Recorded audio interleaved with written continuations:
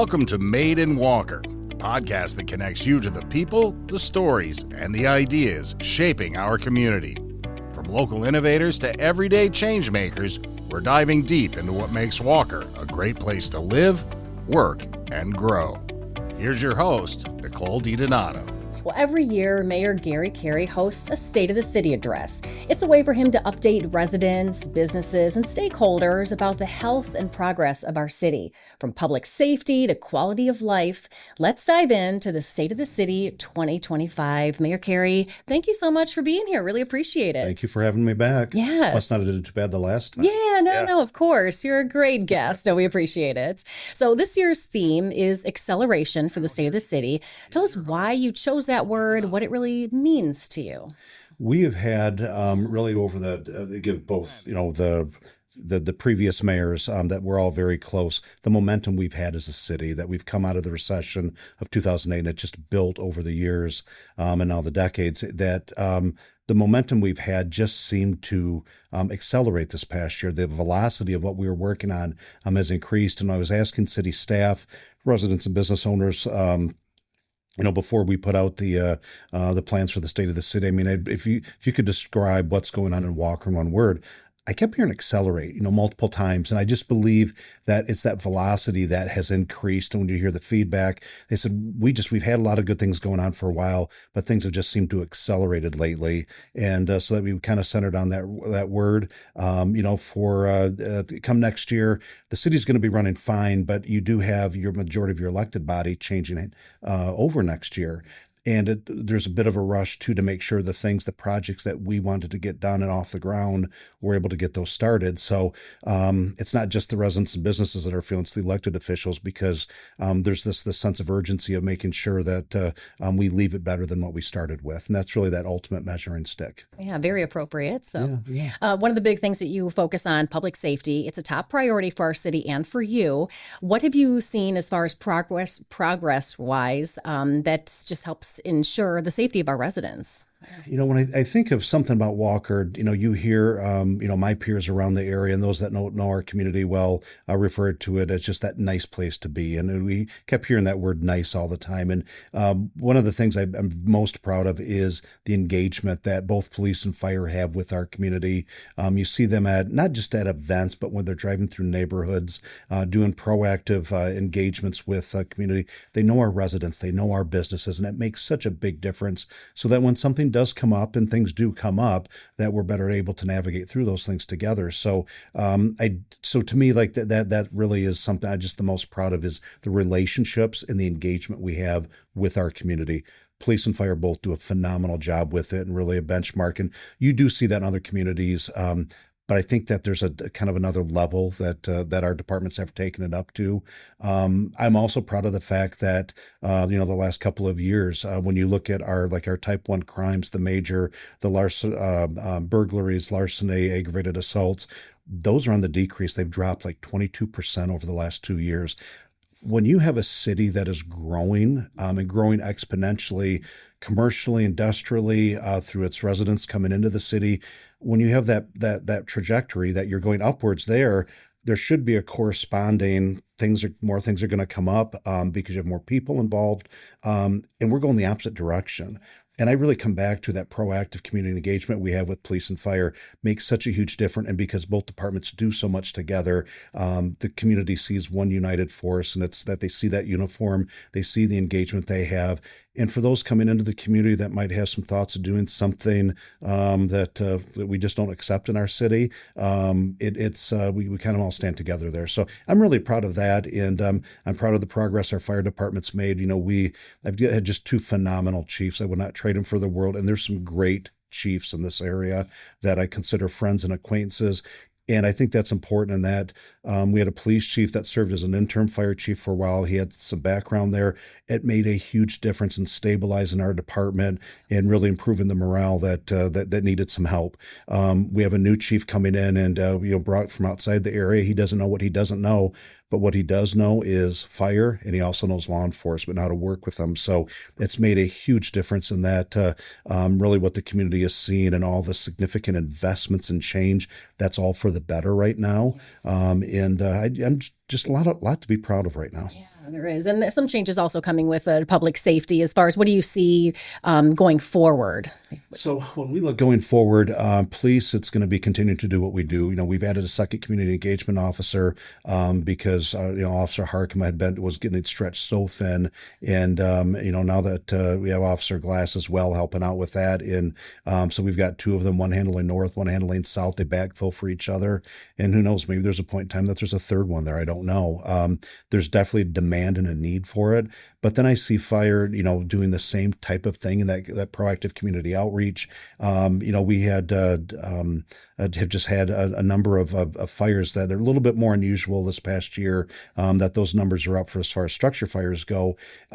One of the big things we're doing right now is from an education perspective is making sure people with the smoke detectors, they're checking the batteries, that they're hooked up and that you have them in the right places. And we're doing that, very collaboratively with the public, and that messaging is just so important. So I just like how we're that proactive. What do I see going forward?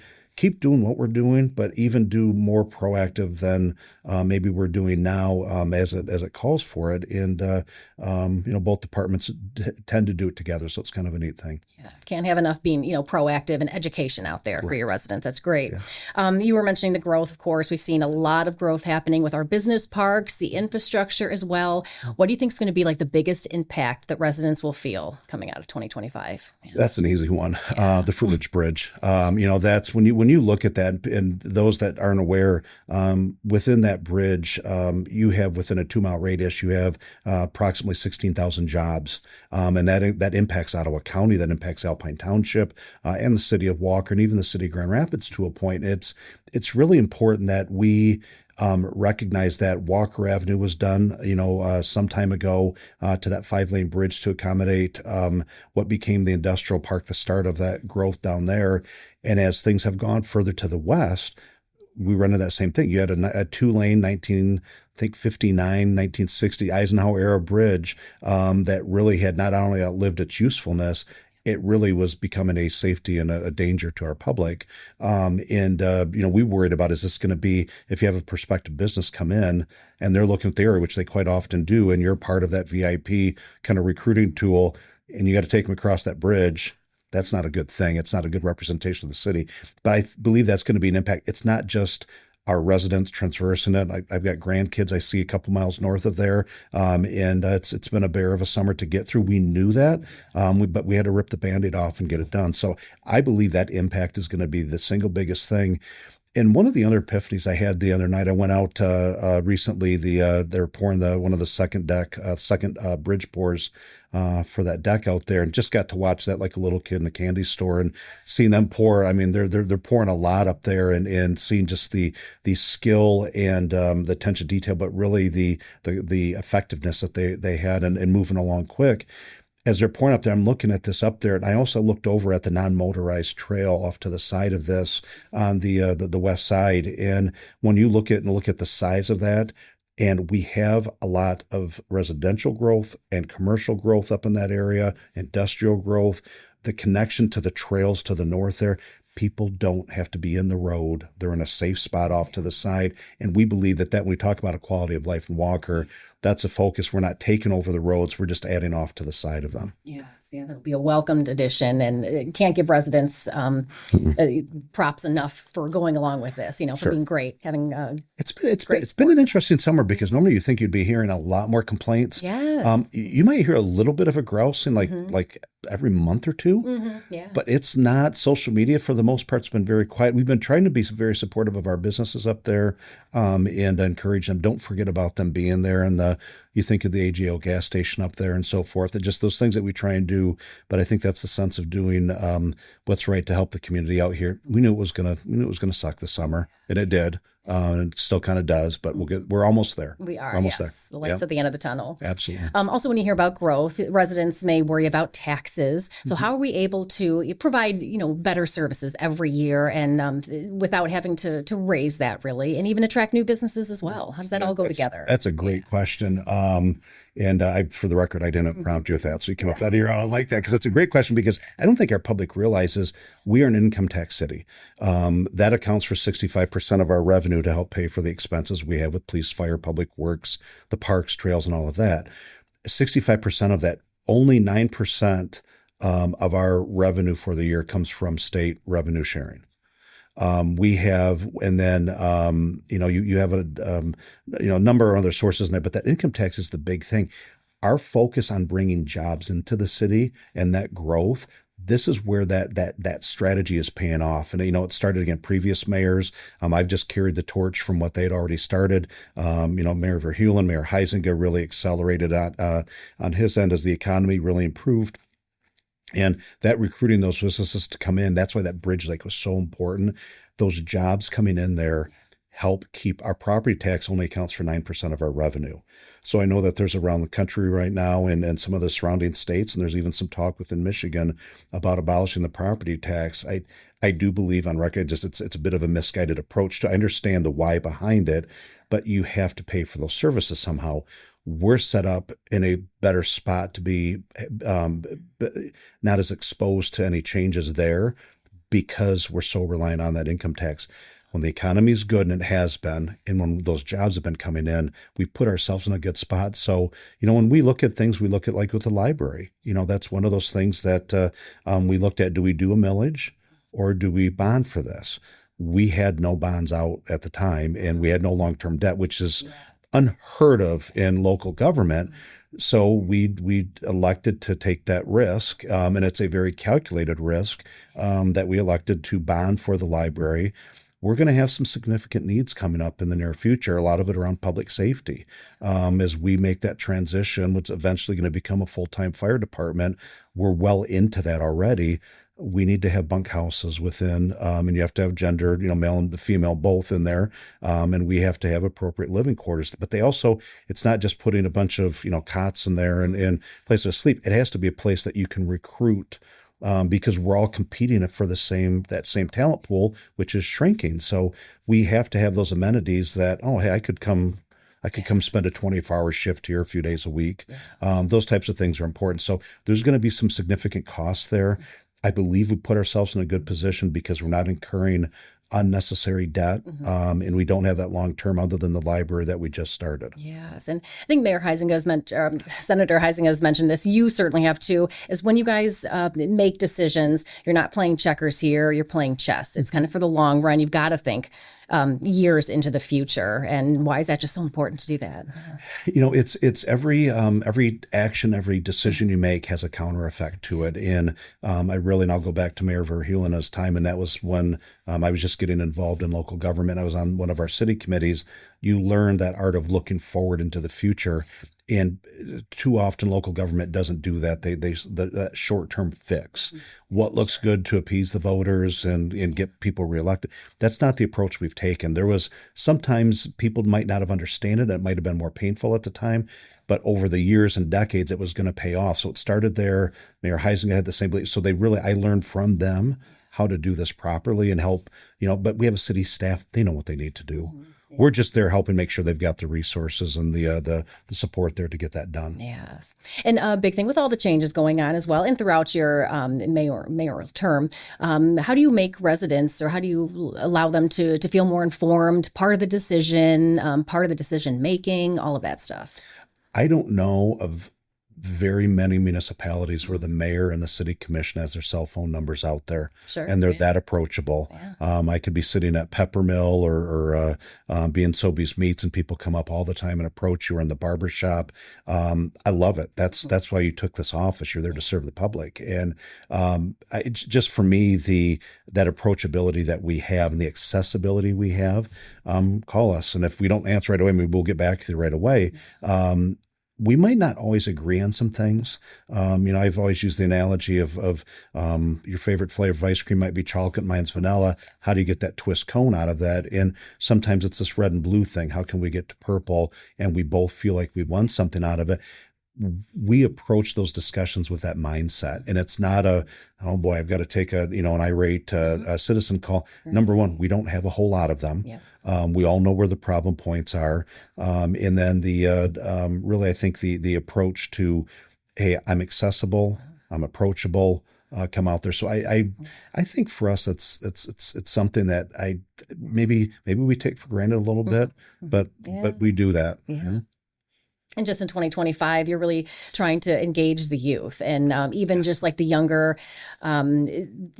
professionals who are just starting out in their career, really helping to kind of bring that pipeline into folks who want to serve their community and others. What have you been doing specifically to get that done? So this past year, something I wanted to do for some time, finally got it off the ground, was the Youth Academy for high school juniors and seniors. And then the second was with our next gen for our younger adults in the community that want to get involved in elected office. Making a jump from doing nothing to elected office, that's hard, and you're going to make some mistakes on the way. We'd rather try and get people in committees learning how to, what does good policy look like, chess versus checkers, those types of things. But then I also believe that ability to work collaboratively with others that you might not agree with. And there's times that, our city committee, we don't necessarily agree. We know we need to get to a common spot, but we get there. We've all served on those committees and had, cut our chops that way. So we believe like some of these programs are going to make a big impact in the coming years. It's a thing that the biggest thing for me that keeps me awake at night. If there is a thing, it's that I want our people to go home at night. Our police, our fire, our public works, when they're out there doing construction sites and so forth. I want our people to go home to their families at night. We owe that to them. The second thing that keeps me, makes me sometimes wake up in the middle of the night is who's next? Who are those people? And I think coming in with, I'll call this one out, coming in with agendas, you're always set up to fail. And you're not going to get support for this. You're going to be that person on an island by yourself and not get a darn thing done for a number of years and wonder, boy, this really stinks, and just make it a toxic environment. We've really mitigated that type of risk within our elected body. We haven't always got it right, but I think, as of definitely the last decade or so, that we've really, we've got some good stories out of there. You've got a couple of mayors that have gone on to serve with distinguished at the State House, former city commissioner at the State House level as well. So it's a good breeding ground for this. We know how to work with other people. That really says a lot. Yeah. Final question as well. If you could set one bold goal for Walker in your final year of being mayor, which is the 2026 year, what do you think that would be? There's a lot of that. There's still a lot of that elephant that I want to eat yet. And I know I'm going to leave office without having tackled all of it. The big thing for me is going to be the widening of Wilson, M11. And that's a top list. And it's not going to get done. It's probably not going to get started before I walk out the door next fall. But if we can get, there continues to be, the attempts to get as part of appropriations package at the state level. We've talked to our federal legislators about it. There is not a discussion that we have at the state or federal level that this is not a part of it. The problem is I think it's going to take a combination of state and federal. Walker might have some skin in the game for that, but we know it is the biggest pain point we have in the city. Alpine is, solved. Lake Michigan solved.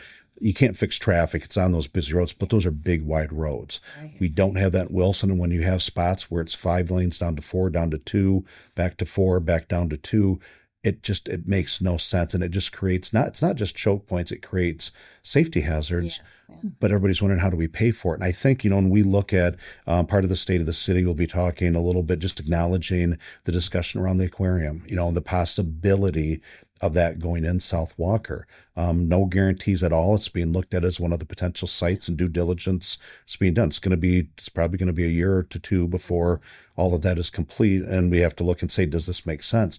But as part of that, you can't put something that's going to draw 2 to 3 million visitors a year.